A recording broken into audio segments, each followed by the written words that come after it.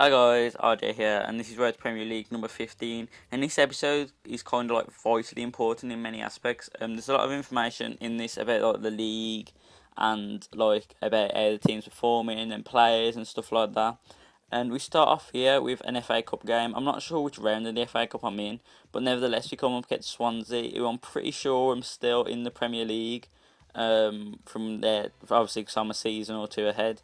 And them actually look a pretty strong team. They've got majority of the players that they've got at the moment in like the current time, and that probably have progressed to become better players. And I was really thinking I was going to be up against it, to be honest. So I put a really quick team to hopefully get behind them and get a bit of pace on them, which they might have been lacking in certain positions. But to be honest, it had no effect, and they've just dominated me all game. And Sinclair there gets a bit of a rebound, which is a bit of a lucky goal, I guess, to go down to. But nevertheless, I guess they kind of deserved it. And the second goal probably just delayed it a bit longer than it could have been. They kept attacking me, and I kind of just kept pushing them back and defending, and I didn't really have much chances at all. And we did end up losing that game. And obviously, we ain't going to get any money from the FA Cup anymore, so I'm going to have to stick with the money that we've got at the moment, which is kind of a bit of a bummer. But nevertheless, it'll be alright, I think, for the season. But nevertheless, transfer window ended, as you saw there. So it ain't like we could have signed anyone anyway. So we're not really missing out on too much. So like last season, when I got kicked out of the FA Cup, the priority was then to do the league. And as you can see, we come up against Notts County, who I want to win. Not only because it's a league game, but also because they've got Morgan. Morgan, who scored like 13 goals or something this season for Notts County, but for me, he's scored like 2 or 3 when he was with us. So I don't understand what's happened since he's gone there, but he has turned into like a really phenomenal striker and one of the better ones in the league. And he actually adds to his tally here when he scores against me. And for a lot of the game, I considered that I was going to end up drawing this game or possibly losing.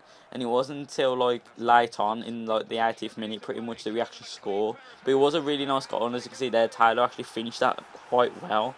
And he does grab another one in the 88th minute, which I think I'm going to see here as well. And it was actually a really nice finish. But what can you expect from Tyler, really, when he's playing in form and he's playing quality? But just a little funny thing really was that Tyler scored then, as you can see, he seems to have pulled up with a bit of an injury, and he seems to be struggling to be able to walk and everything. But then somehow he makes a miraculous recovery and goes on to do a front flip. This made me laugh so much at the time. It's so retarded there, he can just like get the injuries and then like fix them straight away. But luckily he doesn't actually get properly injured, and it must have just done it for like a short period of time. I was kind of a bit concerned that he was going to be out for a couple of months or something like that, or weeks even, which is going to be bad being he's our kind of like main player at the moment and our in form, I guess, striker in a sense. And he was really lucky to get out of that situation. But the email I do receive after the game is about my youth players, and you can see there a lot of them are coming quite well, and there's 2 16-year-olds, and I can introduce 16-year-olds to my team, but I think I'm going to wait until the start of next season to do that. There's no specific reason for this, I just don't feel that I'm probably ready. For example, Evat, who actually gives away a penalty here, didn't come into the team till he was 17, so I think that's what I'm probably going to do with these. Unless I actually pick up a player who's actually like completely amazing, and the team's missing out by not having him. But if I can turn into Evat, then hopefully I'll be pretty happy. But in this game, even Evat can't do anything, and we end up losing this game. They're really dominating, as you can see there. They did have the penalty, which kind of was unlucky to hit the post, but it didn't really matter because I did grab 2 goals against me. And Rochdale, who I think I'm probably fighting for their relegation spotlight to stay out of relegation, it seemed to do like what Wigan did to Man U and just keep fighting and actually end up winning the game, which is a bit of a shock victory, I guess, being I think in the top 6 or something like this. I think we're actually in one of the promotion places at the moment.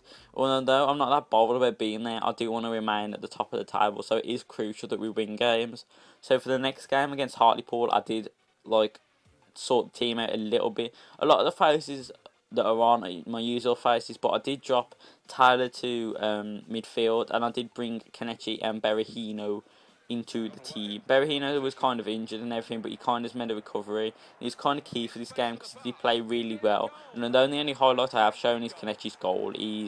Berahino is actually pretty quality, and I'm glad I kind of replaced Morgan with him because he's a really good player, and especially for a free transfer, he's turned quite well for a young age as well. I think he's only like 20 or something. But nevertheless, a lot of my players seem to be playing quite well at the moment, except from odd things like the game against Swansea or the game against Rochdale, stuff like that. They're usually quite regular performers. But after that game that we actually did win, we kind of got like spammed by emails about like random things. Another player that was playing well was Galton, who they said he's going to make great progress, or he's making great progress, one or the other.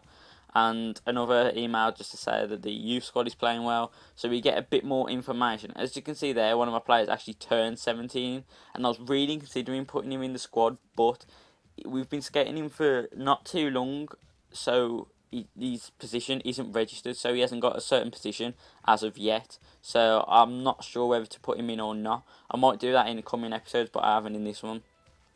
But another key point which I was touched on at the start of the video was that we only have like 13 games left, and we've kind of secured like our league already, as we have got 58 points and the bottom of the table has not got that many. So it's kind of a good point to finish on, that we've kind of secured our position for next season. So make sure to watch the next episode, guys, where we try and get the highest position possible going.